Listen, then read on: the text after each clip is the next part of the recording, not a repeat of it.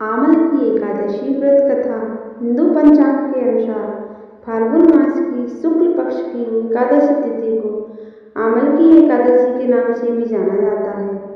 इस साल 20 मार्च को आमल की एकादशी है। सभी एकादशियों में आमल की एकादशी को सर्वोत्तम स्थान पर रखा गया है। आमल की एकादशी को कुछ लोग आमला एकादशी या आमला नवमी 11 भी कहते हैं। इसे रंगवर्णी एकादशी के नाम से भी जाना जाता है। इस दिन व्रत रखा जाता है और जगत के पालनहार श्री हरि विष्णु के साथ आंवले के पेड़ की पूजा की जाती है। कहा जाता है कि आंवले का पेड़ भगवान विष्णु को अत्यंत प्रिय है।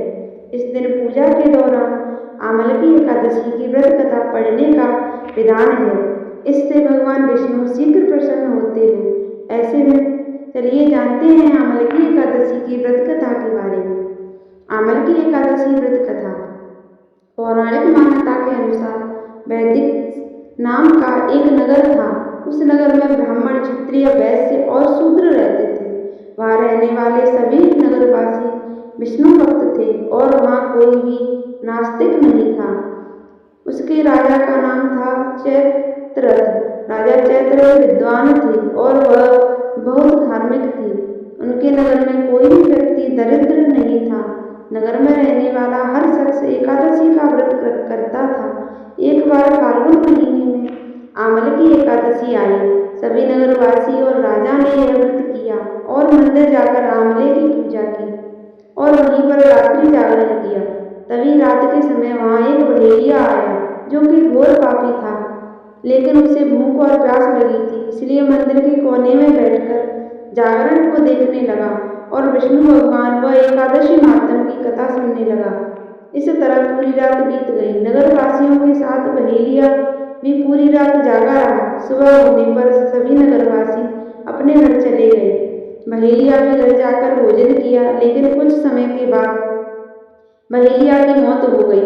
हालांकि उसने आमल की एकादशी व्रत कथा सुनी थी और जागरण भी किया था, इसलिए वह राजा विदुरथ के घर जन्म लिया। राजा ने उसका नाम वसुरथ रखा।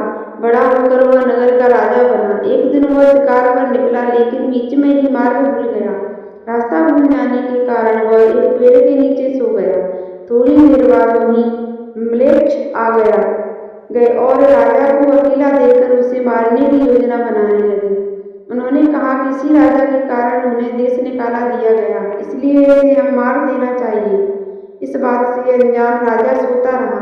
म्लेच्छों ने राजा पर हथियार फेंकना शुरू कर दिया, लेकिन उनके शत्रु राजा पर फूल बनकर गिरने लगे। कुछ देर के बाद सभी म्लेच्छ जमीन पर मृत पड़े थे।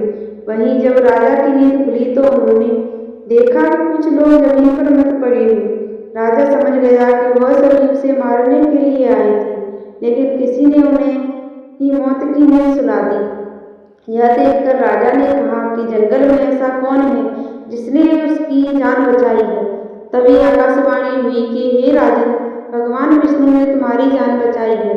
तुमने पिछले जन्म में आमल की एकादशी व्रत कथा सुना था और उसी का फल है कि आज तुम शत्रुओं से घिरे होने के बावजूद जीवित हो।